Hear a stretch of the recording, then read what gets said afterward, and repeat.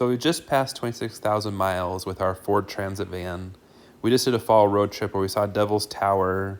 We also made a stop in Yellowstone, stayed there for a couple of days.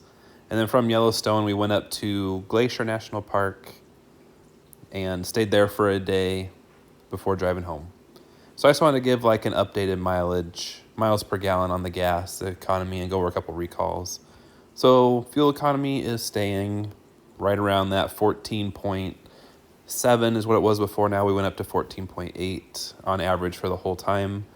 Kind of interesting. The miles per gallon increased to 15.1 in the last 5,000 miles. I was kind of wondering if it might be because the oil change was different and they did the synthetic blend, which wouldn't make much sense to me, but it could be due to tire wear, but we'll see. So going over the last recall, it was where your screen turned blue rather than use your cameras. You had no rear view camera. I got it fixed. I thought it looked good. And since then, it intermittently is starting to fail. It is doing, rather than a blue screen, it is doing a gray screen just on the side cameras. The rear camera is never involved.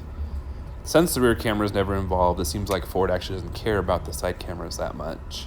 And if they can't actually see it to get the codes, then they can't fix it. So kind of stuck with this for a little bit until they come up with a fix or until they can actually see that this camera is failing when I take it to the dealership. And now on to the more current recall, which actually is not a recall in itself, but it's a customer satisfaction thing. The thrust bearing has been known to fail due to a bunch of high torque launches. So they want you to go in there and get something reprogrammed to help protect this thrust bearing. Driving it, I was trying to just pay attention to how it drives before I got the service done.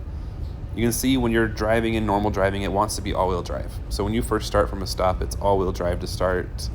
And then as you get up to cruising speed, it eventually just turns over into rear-wheel driving because rear wheel only would be more fuel efficient. So it's trying to save fuel.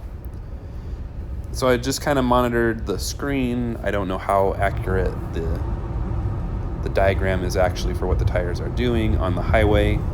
Straight rear-wheel drive just to maintain fuel. But then I will slow it down a little bit and accelerate, and you'll see like if you go like to acceleration, like the power transfer goes to the front tires.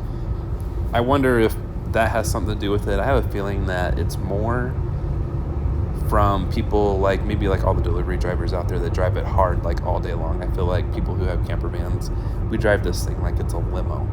So I don't really think I put high torque stress on this thrust bearing, but we'll get it fixed and we'll see how it goes.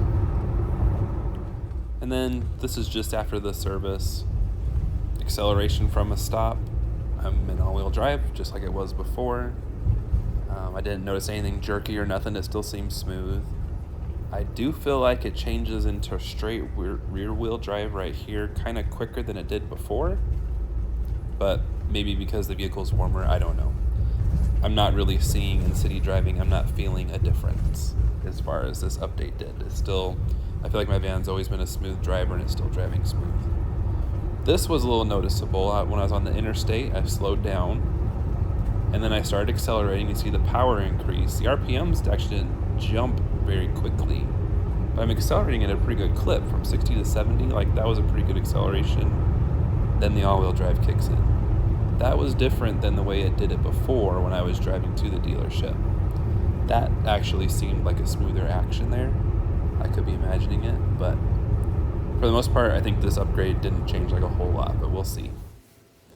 And then in the beginning, I was talking about how my miles per gallon might have increased because of the tires. I have this little tire tool to measure your tread depth. Super handy, I believe. I check this every now and then on a vacation, maybe every 1,000 miles, just to make sure I don't have any uneven wear. It has little numbers. It's hard, the camera doesn't want to focus on it, but it has little numbers that tell you your tread depth in 30 seconds or millimeters. My tires are down to like 6 to 7, 30 seconds, which is still good, but these tires are not going to survive winter in Wisconsin. So I think in the future video, pretty soon, I'll be getting some new tires put on this van and probably new wheels. So thanks for watching. Like and subscribe for more content.